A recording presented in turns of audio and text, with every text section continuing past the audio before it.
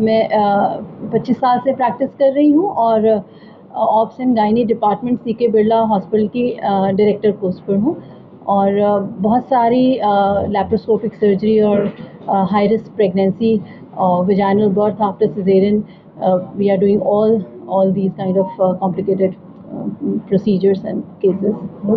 Rare case था और ऐसे केसेस बहुत कम डायग्नोस हुए हैं और ट्रीट हुए हैं अभी तक, और लैप्रोस्कोपिकली बहुत कम लोगों ने इस चैलेंज को लिया है विदाउट एनी कॉम्प्लिकेशन, और बहुत फुल रिकवरी जो पेशेंट की हुई है उसके लिए ये एक दुर्लभ उपलब्धि मानी जाएगी। और पेशेंट को तकलीफ़ जो शुरू में थी, जो उसके रिप्रोडक्टिव एज में थी कि उनके एक बच्चा नहीं रहा और वो भी डायग्नोस नहीं हो पाया कि क्यों नहीं रहा, और 2 बार सिजेरियन सेक्शन कराना पड़ा, वो भी वर्टिकल इंसिजन जो खड़े टाँके का ऑपरेशन होता है, और ये तब भी नहीं डायग्नोस हुआ कि ये क्यों करना पड़ा ऐसा।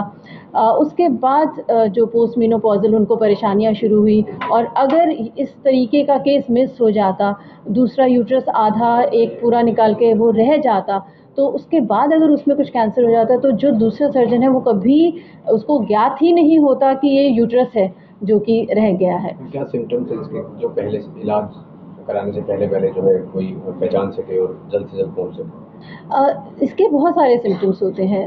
जो हमारा पेशेंट आए वो तो उनकी हिस्ट्री से हमें समझ में आया, मगर अगर किसी को 2 यूट्रस हैं और एक यूट्रस का माउथ बंद है तो पेशेंट को पीरियड शुरू होने, जब 12 साल की उम्र में पेशेंट को शुरू हुआ तो उसको इतना पेन होगा क्योंकि मेंस्ट्रुअल ब्लड बाहर ही नहीं आ पाएगा। किसी को वो छोटा यूट्रस होने के बाद बार बार उसमें प्रेगनेंसी होने से अबॉर्शंस होते रहेंगे, रिपीटेड अबॉर्शंस होंगे, बच्चा ग्रोथ नहीं कर पाएगा, प्री टर्म लेबर हो जाएगा, और कईयों को इनफर्टिलिटी भी होती है। तो ये सारी जो यूट्रस, डबल यूट्रस है, इसके साथ ये सारे सिम्टम्स प्रेजेंट कर सकते हैं पेशेंट, मगर हमारा पेशेंट जो है वो इन स्पेसिफिक सिम्टम्स से आए जो मैंने अभी बताया आपको। कि अगर आपके को कोई भी तकलीफ होती है मेंस्ट्रुअल प्रॉब्लम से रिलेटेड, हमारी जो यंग मदर्स हैं उनकी बच्चियां आजकल 10-12 साल पर पीरियड्स आने शुरू हो जाते हैं उन्हें, या खुद की भी वो मेनोपॉजल तकलीफ़ों को कि पीरियड्स इसी तरीके से जाते हैं इरेगुलर होके, कभी आए कभी नहीं आए, इनको नॉन सीरियसली मत लीजिए। बच्चे का अगर 2 यूट्रस हैं या एक यूट्रस का माउथ बंद है तो उसका गंदा ब्लड भरता रहेगा उसके अंदर, और वो एक बहुत बड़ी तकलीफ एंडोमेट्रियोसिस देता है उसको। दूसरा, अगर आपने अपना महीना बंद होने के वक्त मेनोपॉज के बाद अपनी ब्लीडिंग को, इरेगुलर ब्लीडिंग को नॉन सीरियसली लिया तो वो कैंसर भी टर्न हो सकता है। तो किसी भी चीज़ को नॉन सीरियसली मत लीजिए, जाके अपना प्रिवेंटिव हेल्थ चेकअप कराइए, और 100 में से 80% आप नॉर्मल भी हो सकते हैं, मगर जो भी डायग्नोसिस है वो बनवाइए, उससे ट्रीट करिए। मैडम की प्रॉब्लम हुई तो अब जैसे अब इतनी सारी इन्फॉर्मेशन अवेलेबल है गूगल वगैरह पे, तो सब यही कहते हैं गूगल वगैरह कि immediately you should consult a doctor.